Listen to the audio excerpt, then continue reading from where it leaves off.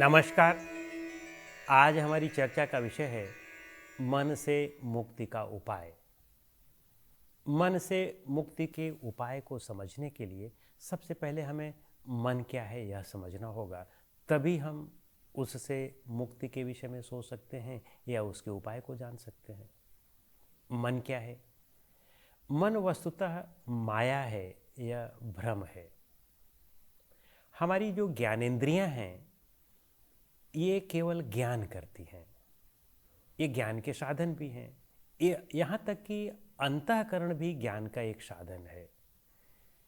जैसे हम अपनी ज्ञानेंद्रियों से यानी अपनी आँख से यदि हम कुछ देखते हैं तो आँख का काम ही है देखना, और जब देखा गया है तो मन का कार्य उस पर कुछ सोचना है, और फिर चित्त का कार्य उसके विषय में अनुसंधान करना है, और बुद्धि का कार्य निर्णय लेना है, और अहंकार का कार्य उस पर अपनी स्वीकृति देना है कि यह हमें करना है या नहीं करना है, अपनी बनानी है या पराये की बनानी है या अपनी नहीं बनानी है।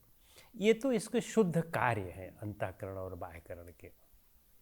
लेकिन जब अज्ञानता होती है, हम में अविद्या होती है, तब यह कार्य सुचारू न होकर के विकृत रूप में होने लगता है, और जहाँ यह विकृत रूप में होना शुरू हुआ बस उसी को हम मन कहते हैं।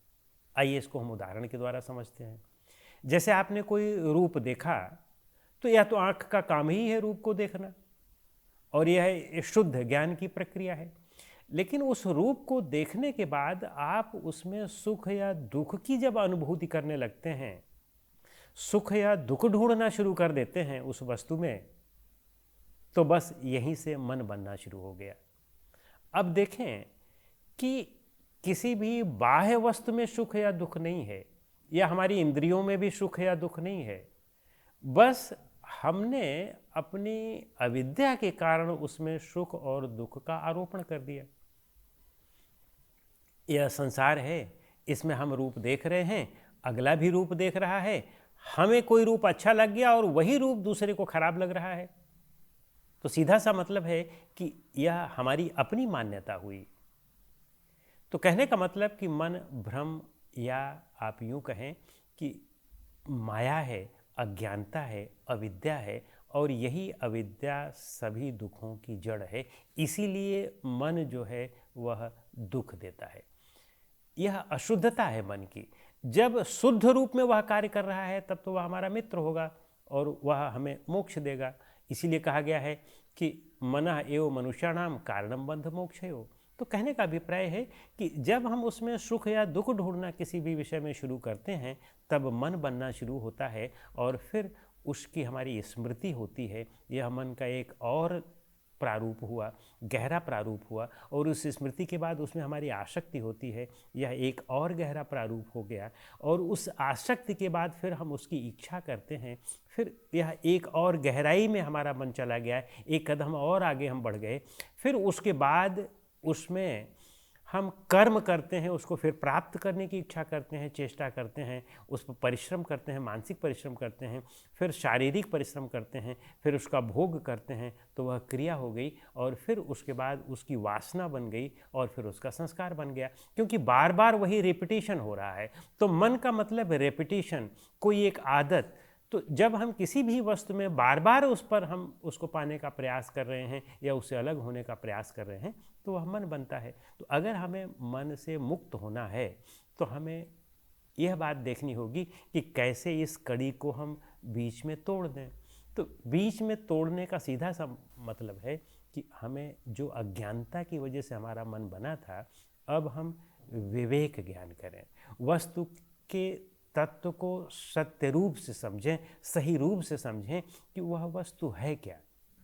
कोई भी आप रूप देख रहे हैं तो अगर उसको बहुत गहराई से देखें, यदि आपने रूप देखा और आपने केवल उसकी स्किन को देखा तो वहाँ तो आपको अच्छा या खराब उसमें आप निश्चित रूप से सोच लेंगे। लेकिन जब आपकी में प्रज्ञा है, आप में विवेक है, तो आप उसको गहराई से भी समझने का प्रयास करेंगे, उस पर और अनुसंधान करें। तो कोई भी जो हम एक शरीर देखते हैं, रूप देखते हैं जिसमें हम आकर्षित होते हैं या जिससे हम द्वेष करते हैं, वो हमें नहीं चाहिए, या आकर्षण और विकर्षण जो कुछ भी होता है वह हमारे मन के एक प्रारंभिक रूप के कारण ही होता है। यदि हम और गहराई से देखें और गहराई से सोचें तो वह शरीर क्या है? वह शरीर टट्टी और पेशाब की टोकरी है। उस शरीर में और भी गहराई से देखें तो मांस, मज्जा, रक्त, पीप ये सब भरे पड़े हुए हैं। और गहराई से देखें और विचार करके देखें तो देखें कि वही शरीर, वही रूप 50 साल बाद कितना विकृत हो जाता है, देखने में कैसे लगने लगता है, उसमें झुर्रियाँ पड़ जाती हैं। तो कहने का मतलब है कि यदि हम उसमें विवेकपूर्वक दृष्टि से देखें, प्रज्ञा की दृष्टि से देखें, तब निश्चित रूप से हमें उसका सत्य का बोध होगा और फिर हम उसमें सुख दुख का भाव नहीं रखेंगे, अच्छे और ख़राब का भाव नहीं रखेंगे, तो बस हम मुक्त होते जाएंगे। तो अच्छे और ख़राब का जहाँ भाव हमने रखना हटाया उससे, और हम देखें कि अच्छे और भाव हटाने के तुरंत बाद से ही मन बनने की प्रक्रिया विपरीत होती जाती है, मन बनने की प्रक्रिया रुकती जाती है, मन का प्रतिप्रसव होता जाता है और वही शक्ति शुद्ध कार्य में लगने लगती है। बस जो कुछ देखा तो देखा, सुना तो सुना, न उसमें राग न द्वेष, इंद्रियां अपने अर्थ कार्यों में वर्त रही हैं, अंतःकरण अपने कार्यों में वर्त रहा है और हम किसी एक रचनात्मक कार्य में लग जाते हैं। मन की उस शक्ति का उपयोग हम बड़े महान कार्यों में करने लगते हैं। अपनी आत्म सेवा और पर सेवा, इनमें परोपकार में, इन सब में लगाना शुरू कर देते हैं तो हम मन से मुक्त होने लगते हैं। फिर हमारा जो सकाम कर्म होता है, किसी में स्वार्थ की दृष्टि से जो चीज़ हम पाना चाहते थे, अब हम उससे हट करके निष्काम कर्म में हमारा मन जब लगने लगता है तो वह मुक्त होने लगते हैं मन से, और मुक्त होकर के वही चीज़ अंततः मोक्ष के रूप में परिणत हो जाती है।